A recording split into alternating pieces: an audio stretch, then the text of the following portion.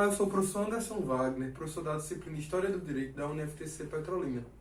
Então a gente está tentando se acostumar um pouquinho com tecnologia, visto que nós estamos em aulas presenciais. Então talvez para muitos de nós, professores, seja uma primeira experiência com aula EAD, né? Gravar o vídeo, a gente tem que ter esse trabalho de ter um pouco de manejo. Eu estava gravando há pouco, o celular ele descarregou, perdi o vídeo inteiro, então estou tendo que refazer o vídeo. Então um pouquinho de paciência para a gente poder se habituando um pouquinho a essa questão estrutural, essa questão da gente estar fazendo esse acompanhamento online, certo? Esperamos de verdade lograr isso ainda nessa disciplina durante esse semestre.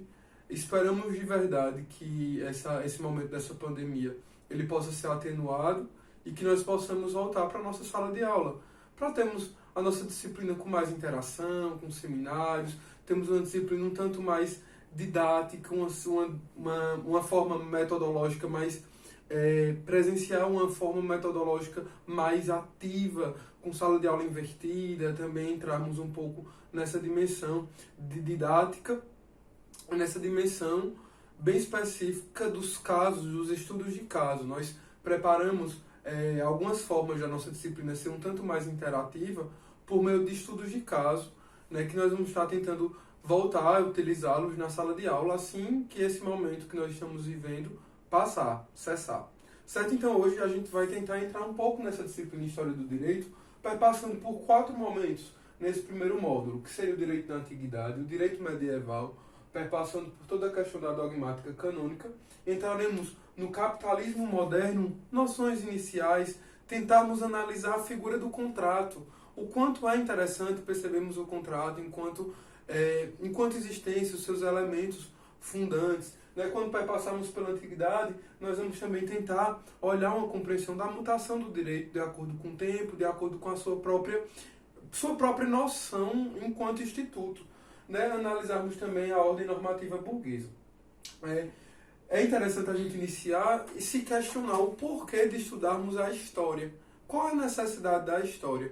Cícero, o grande filósofo, e também eu diria que grande expoente da nossa compreensão jurídica, né? Ele que foi um grande nome, o grande responsável por popularizar o idioma latino, ele vai nos dizer que a história é testemunha do passado, luz da verdade, vida da memória, mestra da vida, anunciadora dos tempos antigos.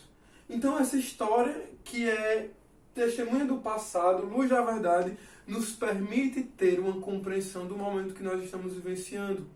Esse momento que nós estamos vivendo agora com essa pandemia, ela se mostra um momento histórico. Sem sombra de dúvidas, alguns líderes de países, né, chefes de Estado, se pronunciaram afirmando que nós estamos vivendo um momento de tantas privações, um momento tão específico que nem teríamos nada parecido até a Segunda Guerra Mundial. É um momento histórico, a Primeira Guerra Mundial, um momento histórico. Nós vivemos hoje um momento histórico.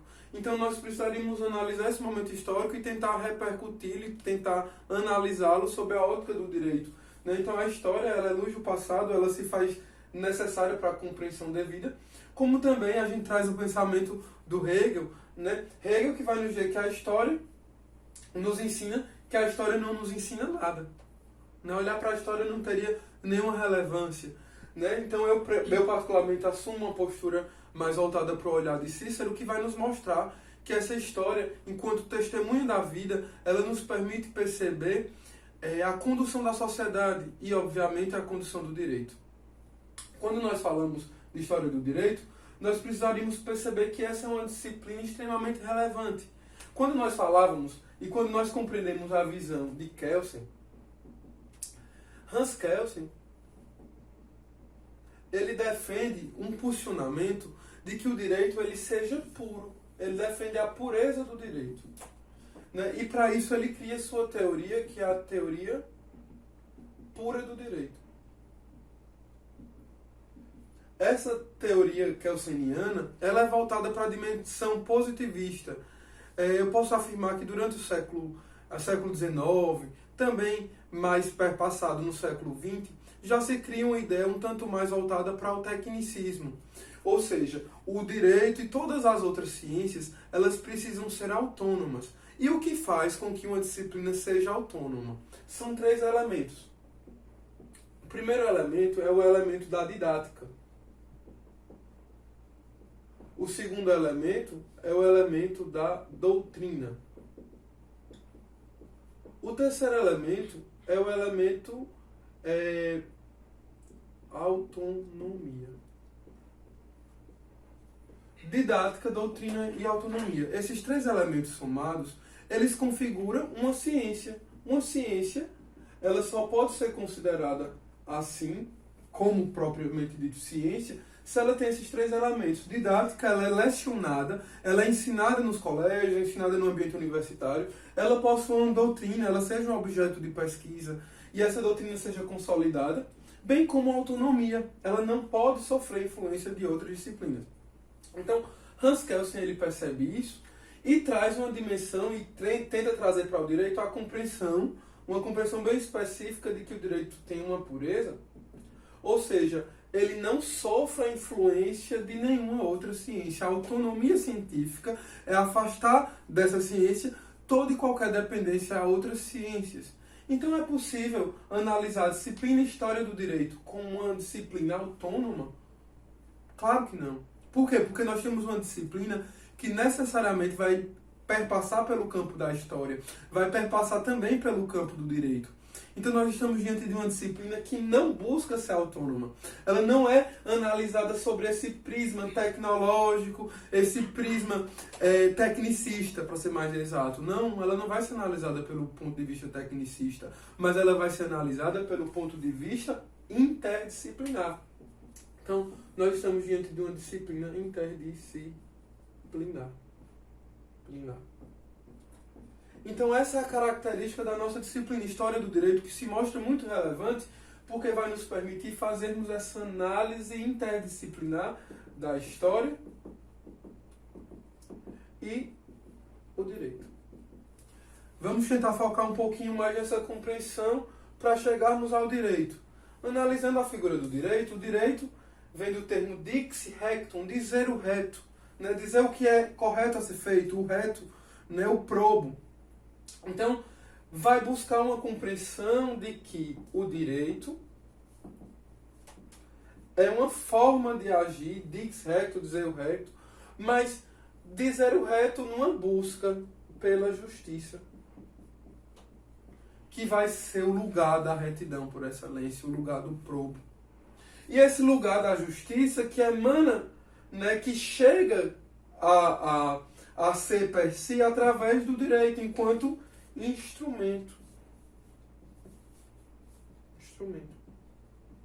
O direito ele se mostra como um instrumento para nós chegarmos até a justiça. Essa é a grande característica do direito, se mostrar como um instrumento para a própria justiça.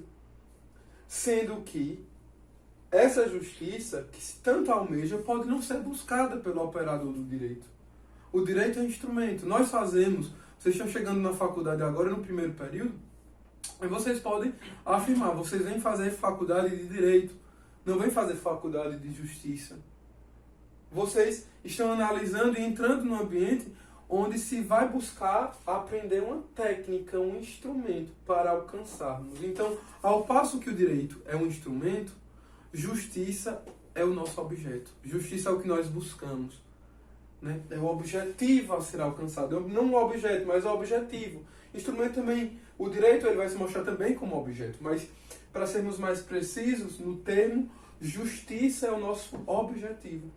Mas é possível percebermos o seguinte, que muitas vezes esse objeto direito, ele não vai ser utilizado como forma de alcançar a justiça, mas ele também pode ser utilizado para pessoalidade, para poder garantir interesses que muitas vezes eles não são adequados para quem busca de fato a justiça. Então, o direito ele pode ser utilizado para a justiça, como também pode ser utilizado para interesses obscuros, né? Obscuros, interesses particulares. Então, nós queremos convidá-lo a adentrar nessa sistemática e a percebermos que o direito ele é um objeto de justiça, mas ele é concebido o direito. Ele é concebido numa busca por essa justiça, mas a partir de um momento histórico. Então, ainda analisando um pouquinho alguns aspectos, vamos ver algumas figuras e algumas compreensões básicas. Existe o grande justo filósofo Miguel Reale, que cria uma grande teoria que influencia bastante, que é a teoria do tridimensionalismo. Em que consiste a teoria tridimensional do direito de Miguel Reale? Miguel Reale, ele vai nos dizer que o direito ele é oriundo da dimensão fato mais valor, que resulta na norma. Então, fato mais um valor emana a norma. Que fato é esse? É um fato histórico. É um fato histórico. Esse valor é uma dimensão sociológica, axiológica. Eu posso dizer que nesse elemento valorativo está um anseio da sociedade para um determinado juízo de valor sobre um fato específico. Por fim, surge a norma como elemento, né, que vai tentar alcançar o interesse dessa sociedade para responder a um dado valor.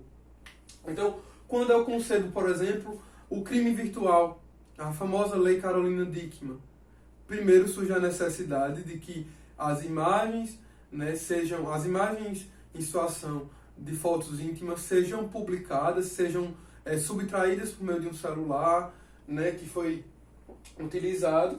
A sociedade primeiro vê esse fato, fotos que vazam pelo celular. Situação de valor, a sociedade vai emitir um juízo de valor, aprovando ou reprovando esse fato específico, e por fim surge a lei, uma norma específica para poder tentar regulamentar essa situação. O mesmo acontece, por exemplo, com a Lei Maria da Penha e tantas outras leis. A norma ela vai tentar ser uma resposta a um momento histórico e também a uma dimensão sociológica, o anseio daquela sociedade em determinada época, dentro de um estado específico. Dentro de um estado específico. Porque as normas, a compreensão factual, histórica, valor social, normativa, ela é mutável com a região geográfica, com as compreensões da sociedade específica. Então, mais ainda, nós precisamos analisar esse elemento, história do direito, perpassando por todos esses campos. Então, nós afastaríamos aqui a compreensão de pureza kelseniana. Nós teríamos uma disciplina interdisciplinar e, ademais, analisando um pouco a figura de Kelsen, ele vai dizer que o direito ele precisa ser uma norma pura, né? O direito ele emana de uma norma pura, que seria a norma fundamental hipotética. A norma fundamental hipotética. Em que consiste a norma fundamental hipotética? Seria uma norma sobre todo o ordenamento jurídico. Muitos professores e muitos teóricos, eles costumam utilizar uma pirâmide para explicar a teoria de Hans Kelsen. Né? E falam, não, a pirâmide de Hans Kelsen é algo muito comum se utilizar durante as experiências de docência, enquanto aluno também, sempre analisava os professores utilizando o elemento pirâmide. Né? Hans Kelsen, ele fala na sua obra no sistema escalonado de normas, mas ele nunca utilizou pirâmide, até porque também pirâmide seria um elemento geométrico.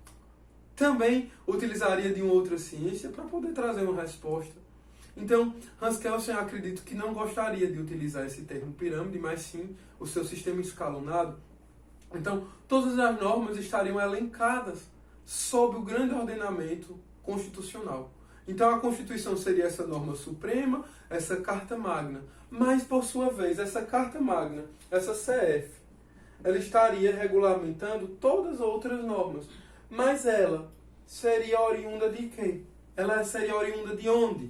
Ela seria oriunda do poder constituinte originário, que por sua vez seria fruto de uma Constituição anterior, ou de uma força sociológica, de uma dimensão histórica, de um momento histórico que cria essa Constituição. Então, Hans Kelsen ele tenta afastar todos esses elementos, e para ele, no seu sistema escalonado, não vamos utilizar mais o termo pirâmide, no seu sistema escalonado, acima dessa Constituição estaria a norma fundamental hipotética. Essa norma fundamental hipotética nos lembra bastante o imperativo categórico de Kant, que vai nos ensinar que ali existe um dever ser. Aquela norma fundamental hipotética, ela paira sobre a Constituição e vai nos dizer o seguinte: cumpra a Constituição. Não importam elementos sociológicos, filosóficos, psicológicos, enfim, antropológicos, culturais, que estejam influenciando essa norma específica. Certo? Então, nós damos com essa dimensão, vendo que toda essa compreensão de direito, né, ela precisa estar ligada especificadamente a um Estado. Porque toda e qualquer norma, ela brota dentro de um Estado. Dentro desses valores fatuais, dessas dimensões sociológicas, que vão originar a norma. Então esse Estado ele é composto, né, pela teoria de Dalmo W. Dallary, de 3 elementos, que são elementos ontológicos: povo, território e soberania. Também é uma disciplina que nós analisamos esses elementos na teoria geral do Estado. É uma outra disciplina, mas também para podermos analisar a história do direito, nós precisamos também passar pela teoria geral do Estado e analisar esses 3 elementos, que são os elementos ontológicos e elementos constitutivos. Se eu tiro, a palavra ontológico é aquilo que nos recorda o que é essencial. Se eu tiro um dos elementos ontológicos, já não podemos falar mais na situação, porque é algo tão importante, algo tão fundante, que se retirado já desconfigura a situação, já desconfigura o Estado. Certo? Então, quando nós falamos desses elementos ontológicos, o elemento povo, território e soberania, os elementos povo, território e soberania se fazem essenciais.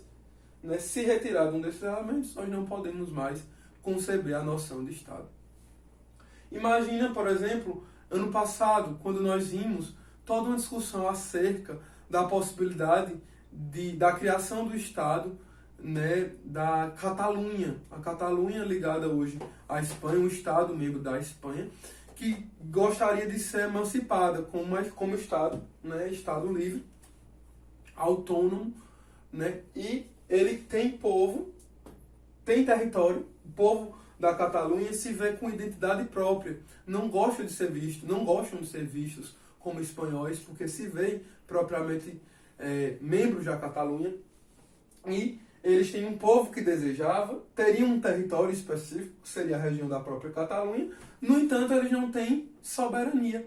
Então, diante disso, nós não poderíamos falar de um Estado, porque não existe soberania. A Espanha ela não permitiu que a Catalunha viesse a ser Estado independente. O mesmo aconteceu, né, com o Estado de Israel, que tinha povo, soberania, mas não tinha território. Depois, né, vários outros países que vão perpassando por essa dimensão de Estado. Certo? Então, é um pouco dessa compreensão de que um direito ele é feito especificadamente dentro de uma noção de um Estado específico, dentro de um Estado próprio. Certo? Então, voltando um pouquinho para cá, nós podemos dizer que esse direito, esse instrumento para a justiça, ele é fruto, né, da história, ele é fruto da sociologia, ele é fruto não de uma dimensão de pureza. Nós nos afastamos aqui, analisamos a figura kelseniana, mas nós adotamos um pensamento interdisciplinar, certo? Analisamos que o direito ele é fruto de algumas fontes. Existem fontes que são pré-escritas, anteriores à escrita.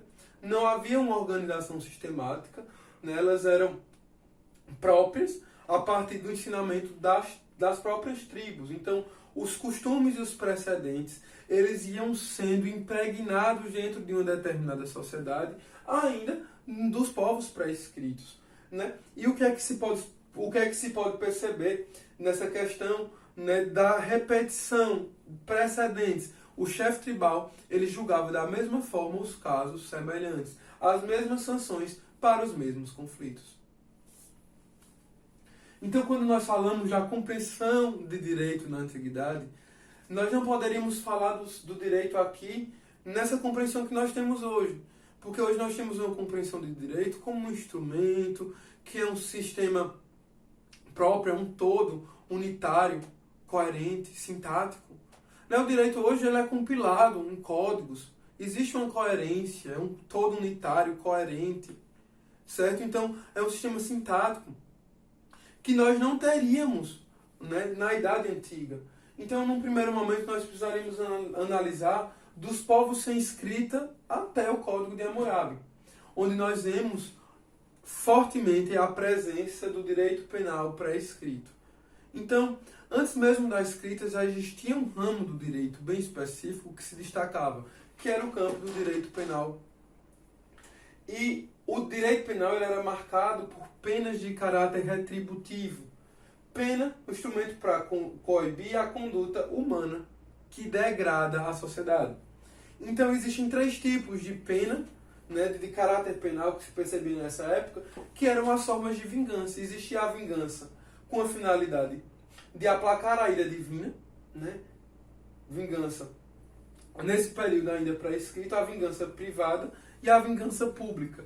A vingança privada, ela é percebida, né, na guerra entre os clãs, por exemplo, né? Até hoje nós vemos um pouco, né, hoje nós temos tantos elementos, né, temos um sistema jurídico, nós temos toda uma possibilidade específica de compreensão, e nós vemos ainda essa questão de vingança privada. Quantas pessoas elas querem fazer justiça pelas próprias mãos? Né? Em algumas cidades, né, da nossa região, inclusive, nós vemos famílias que se digladiam, né?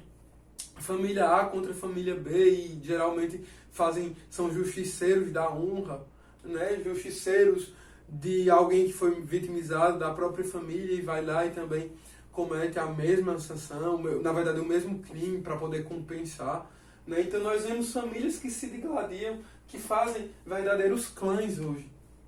E temos a vingança divina, que eu falava, é para aplacar a ira divina. E a maior pena que era possível para os povos pré-escrita seria a pena da perda da paz. Em que consiste a pena da perda da paz? A pena da perda da paz seria aquela pena na qual o cidadão, ou a pessoa, na verdade, não utilizando ainda o termo de cidadania, ficaria descoberto de qualquer proteção. Ele poderia sofrer todos os tipos de maus tratos, todos os tipos de zombaria, de desrespeito, de furto, sem nenhuma proteção do Estado. Por quê? Do Estado ou até daquela sociedade específica, sem falar em Estado, porque não necessariamente nós teríamos os elementos que nós falávamos anteriormente. Certo? Então, a proteção daquela sociedade. E eu trago essa fotografia, né, de um judeu sendo posto, né, sendo maltratado pelo nazista, que mostra um pouco dessa dimensão, fazendo uma analogia a essa pena da perda da paz, porque os próprios nazistas foram esses homens que aplicaram essa perda da paz para a população semita. Depois nós vemos a questão da vingança pública, né, que aqui já existe uma figura que representa, no caso, a sociedade, que é o carrasco. Já não se faz justiça nesse momento pelas próprias mãos, um clã, uma família que vem a vitimizar outra para poder compensar determinado dano de caráter criminal. Mas nós percebemos aqui uma terceira pessoa, que é a figura do carrasco.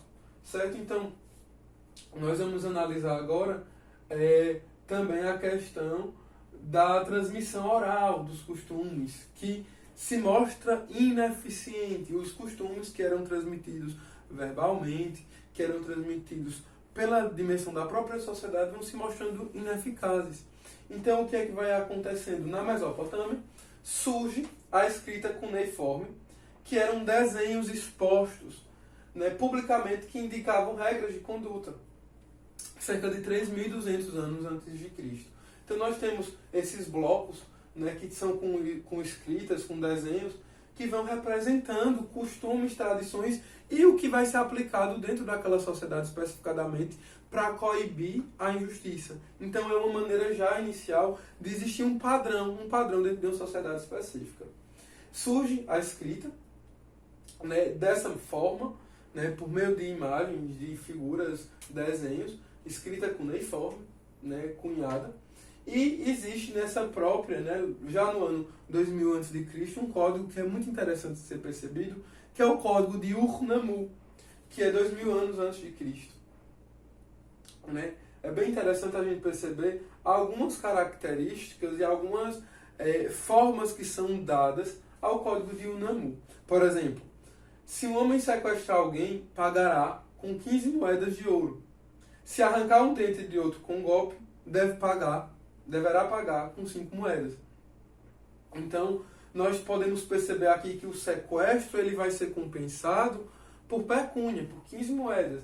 Já se numa briga um homem arranca o dente de outro, ele vai arcar com essa despesa, né, por meio de 5 moedas. Já nas leis de Ezuna, então o Código de Ur-Nammu ele traz essa característica pecuniária para fazer essa compensação. A lei de Ezuna já se mostra de uma outra característica. Né? Ano 1930 a.C., vai ter uma compilação já de 60 artigos de cunho civil e penal. E aqui nós vemos uma figura bem específica que seria o Instituto do Direito Civil, o ramo do Direito Civil, que é a responsabilidade civil, que vocês também vão estar estudando mais à frente no decorrer das disciplinas na faculdade. Então o artigo 5º vai nos dizer: se um barqueiro deixar o barco afundar, responderá pelos prejuízos. Ou seja, o barqueiro que era aquele que deveria ter uma proteção, uma responsabilidade de proteção sobre o barco. Então ele vai arcar com todos os prejuízos. Esses 60 artigos da lei de Ezuna, ele não tinha uma sistematização própria, né? Não existia uma organização de conteúdo. Então é bem interessante a gente perceber. Eu vou estar disponibilizando também esses slides para que vocês possam ir acompanhando, tá certo? Quando nós falamos do Código de Hammurabi, o Código de Hammurabi, 1690 a 1994 a.C., vai nos mostrar um conjunto de leis criadas na Mesopotâmia pelo rei Hammurabi, né, da primeira dinastia babilônica. O código ele tem uma característica, ele é marcado fortemente pela lei de Talião.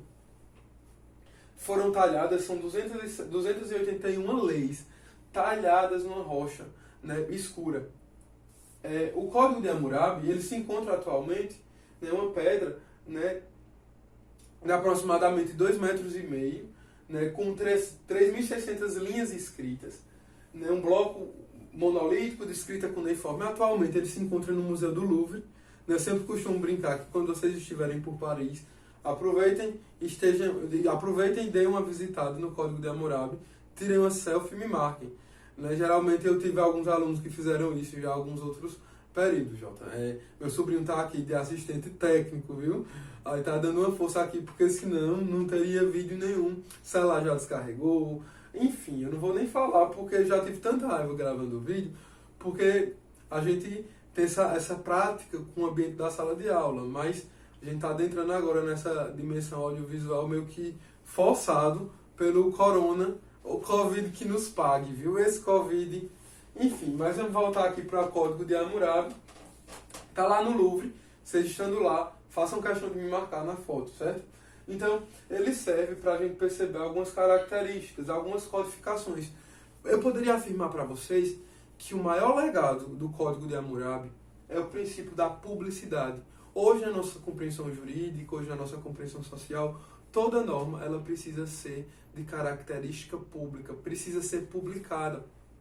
Hoje, obviamente, nós temos uma publicação no Diário Oficial, né? Então é um legado, porque esse bloco de 2,5 metros ele ficava fixado no meio da praça.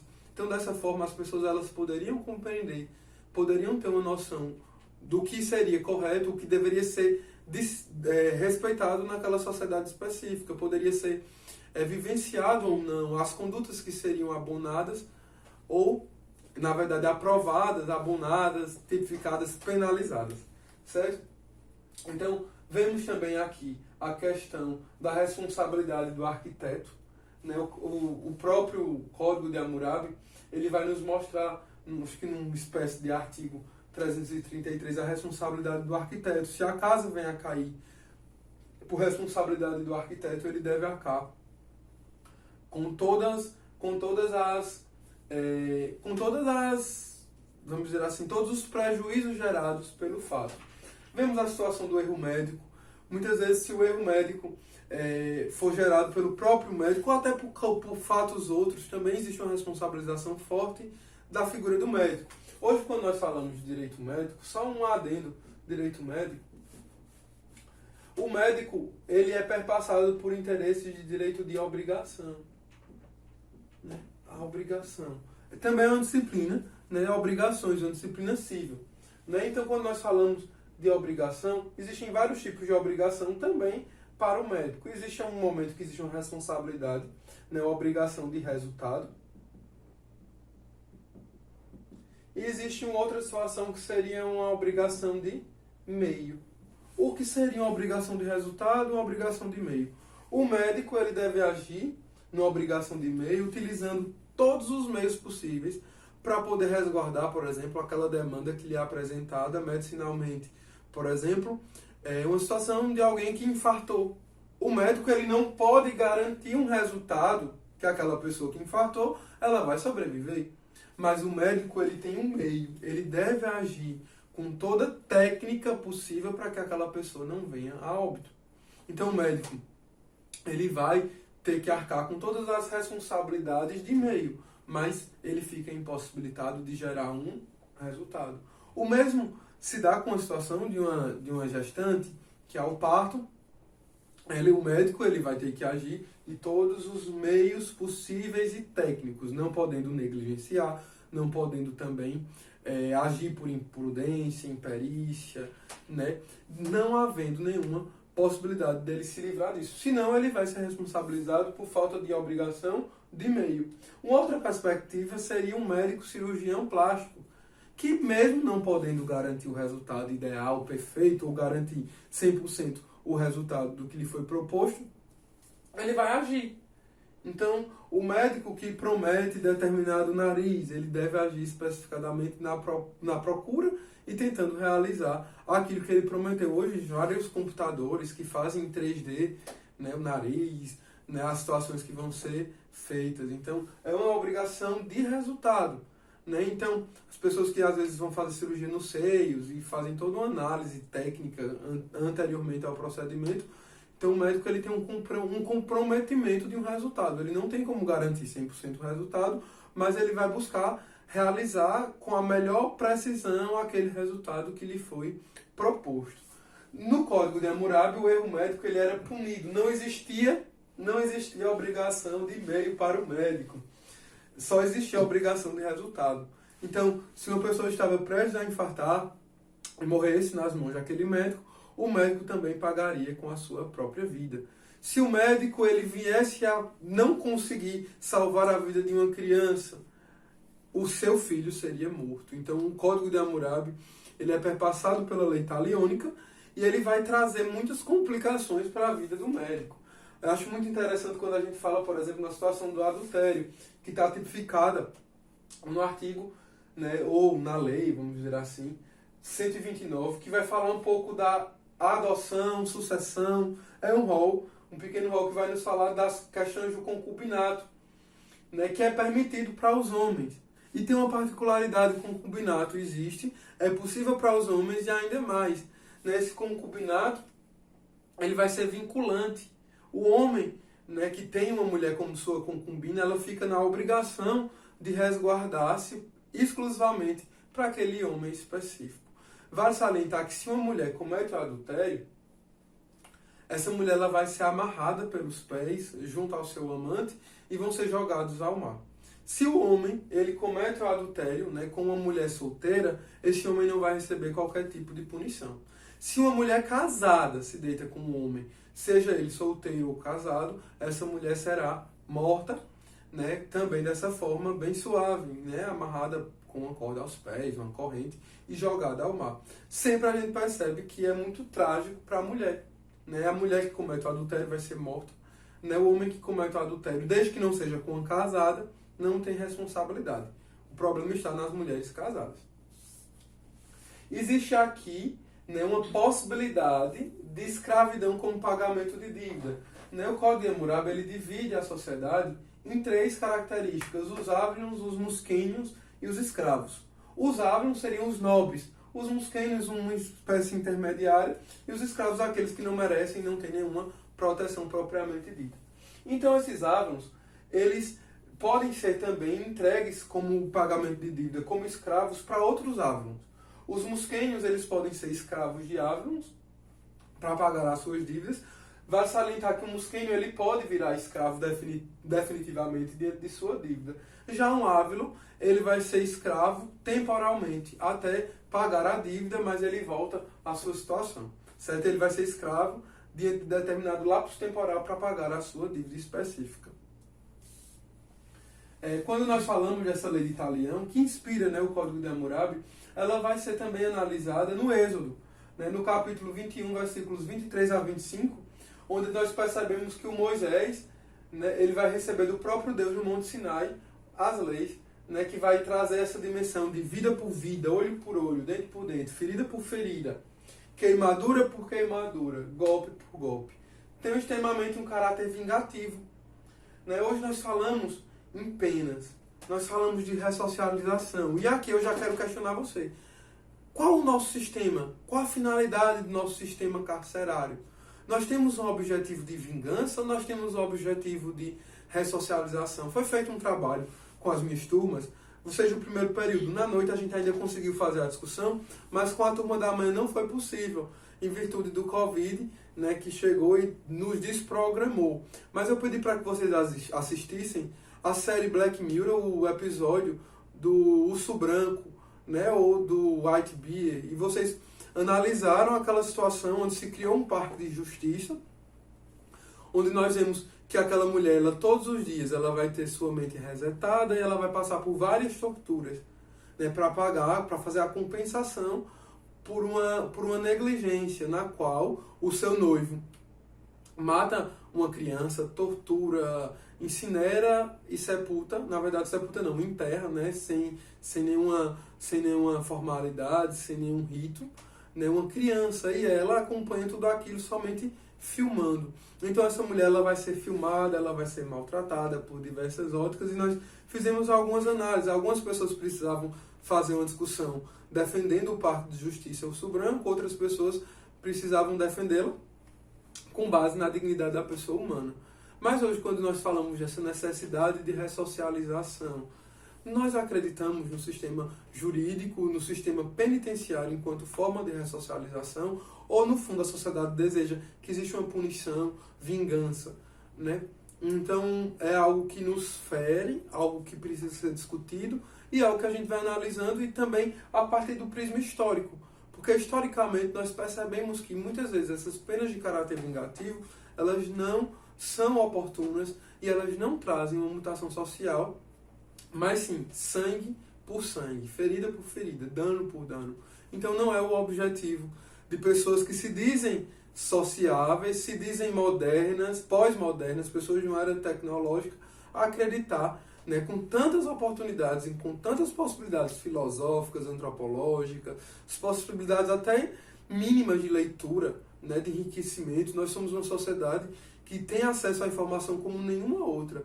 É um tanto inadmissível percebermos e desejarmos penas de caráter de vingança, mas sim de caráter ressocializador, embora seja um grande desafio, porque muitas vezes nós vemos presidiários que chegam, né, por pequenos crimes, né, por coisas que poderiam ser resolvidas de uma maneira, até com o jus puniendi do Estado, mas que precisariam ser resolvidas. No entanto, eles vão para a prisão, vão para o nosso sistema carcerário e saem de lá bem mais formados do que inicialmente chegaram, né? Saem PhDs no crime. Então precisamos analisar, e para isso a gente pode fazer toda uma discussão a partir da ética do cárcere de Foucault. A gente vai tentar estudar isso lá na frente, acredito que no 4º período, na nossa disciplina de filosofia jurídica. Quando nós falamos da Grécia, uma grande característica da Grécia é que a Grécia, ela expõe um repúdio aos profissionais do direito, né? Se difundia a justiça na consciência de todos os cidadãos. É bem interessante a obra Antígone de Sófocles. Eu até coloquei também como material para a gente fazer essa análise. Nessa obra, Antígone, nós vemos toda uma discussão de Antígone, Creonte, Ismênia, né? Por quê? Porque Antígone, ela decide sepultar o próprio irmão. Existe um decreto de Creonte, que diz que ele não merece sepultura. Só que existe uma obrigação para os gregos, uma obrigação gerada pelos deuses de sepultarem os seus mortos. Então Antígone, ela decide desobedecer Creonte, o seu tio, né, e vai sepultar o irmão. Existia um decreto do rei, né, o seu tio Creonte, e mesmo assim ela desobedece essa lei positiva e por força de lei natural ela vai sepultar o seu próprio irmão. E ao sepultar o irmão, ela é chamada por Creonte, que pergunta se ela tinha ciência da sua determinação, do seu decreto, né? E a mesma afirma ter ciência e diz mais a Creonte: acaso a tua, né, parafraseando de uma maneira mais simples, né, não sendo, porque vocês têm o texto já disponibilizado, mas aí Antígone afirma para Creonte: acaso o teu decreto ele pode ser maior do que a vontade dos deuses? Né? Ou seja, existe aqui uma compreensão do que é de direito natural versus o direito positivo. Vocês também estão estudando a disciplina de ED, então alguns conceitos desses eu acredito piamente que vocês estão analisando, estão estudando com o professor de ED. Mas quando nós falamos desse direito natural, é um direito imutável. É um direito erga omnes, ou seja, para todos. Independente de local, independente de gênero, independente de percepções, é um direito erga omnes. Para todos. É a vida. Um direito, um exemplo de um direito natural é a vida. Por mais que nós tenhamos a compreensão e queiramos tirar uma vida de outra, nós sabemos que dentro de nós o direito à vida é um direito indisponível, imutável. Já o direito positivo é o direito regrado, estipulado pela norma. Ele pode ser mutável. E ele é inter partes. Foque bem, interpartes. Né? Característica mutável, interpartes e erga omnes. Tá joia? Então, analisando um pouco, essa discussão do direito natural e direito positivo já era percebida na obra Antígone de Sófocles. Os gregos, eles não ensinavam, eles não tinham uma universidade, não tinham uma escola de direito, por exemplo. Mas eles tinham o quê? Uma disseminação do que seria o direito natural, direito positivo, a partir da vivência da própria sociedade. Essa discussão de direito natural e positivo era uma discussão feita na própria obra Antígone, certo? É possível analisarmos que na Grécia existia essa possibilidade de escolha de árbitros para resolverem demandas que são apresentadas de conflitos de interesses, ou seja, o direito ele surge também no campo de conflito. Para poder se alcançar a justiça, né, diante de um interesse pessoal, está aqui o direito como instrumento para alcançar a justiça ou a satisfação de um interesse, e o direito ele precisa estar sendo essa resposta, existindo essa possibilidade dos árbitros. É interessante perceber que esse repúdio aos profissionais jurídicos, uma possibilidade, por exemplo, de um advogado, a Grécia não teria bons olhos para uma figura de um advogado. Por quê? Porque o advogado ele agiria na busca por uma justiça a partir do nome de outro. Né? Cada cidadão grego ele poderia fazer direito na sua própria compreensão, buscar a justiça por si, sem a necessidade de outro. Então, o repúdio ao profissional de justiça, um profissional, por exemplo, como um advogado, seria porque ele precisaria agir em nome de outro, né? Ou como procuração, como hoje nós concedemos, confiamos uma procuração. Então, não, os gregos eles queriam agir per si, agir por si próprios, certo? E é interessante que existiam, né, hoje quando nós falamos dos magistrados, só para a gente ir fazendo esse aporte teórico, né, histórico e atual. Um magistrado, hoje, ele é feito, ele existe, né, na sua compreensão com também elementos que são confiados e são próprios. O magistrado ele é vitalício, ele vai gozar da inamovibilidade, ou seja, ele não vai poder ser transferido de comarca, ficar sendo transferido, né, simplesmente por qualquer situação que ele se pronuncie ou por situação em que ele age, também existe a irredutibilidade de subsídio. São 3 situações que gerem a vivência do magistrado hoje. Então existe essa particularidade quanto ao magistrado, o magistrado grego, que vai exercer sua magistratura pelo período de 1 ano. Diferentemente dos nossos magistrados, como eu havia falado anteriormente, são vitalícios. Então hoje compreendemos o magistrado nessa sua condição vitalícia. Já na Grécia, temos um magistrado que vai exercer pelo lapso temporal apenas de 1 ano. Adentrando ainda nessa dimensão grega, nós vemos 2 leis que são bem interessantes do ponto de vista jurídico atual, porque elas são perpassadas de ideais, de conceitos, de percepções.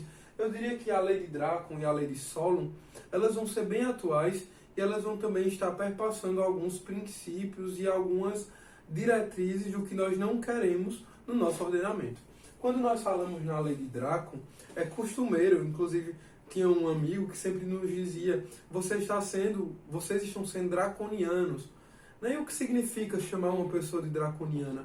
Chamar uma pessoa de draconiana é afirmar que essa pessoa está sendo um tanto cruel, tal qual a lei do Drácon, que é uma lei de 620 a.C. É uma lei obrigatória no conflito entre os clãs, e ela vai trazer uma possibilidade, ela vai trazer uma percepção de um duplo grau de jurisdição, que seria essa situação na qual vai ser possível rever uma decisão se houver insatisfação de uma das partes, uma possibilidade recursal, duplo grau.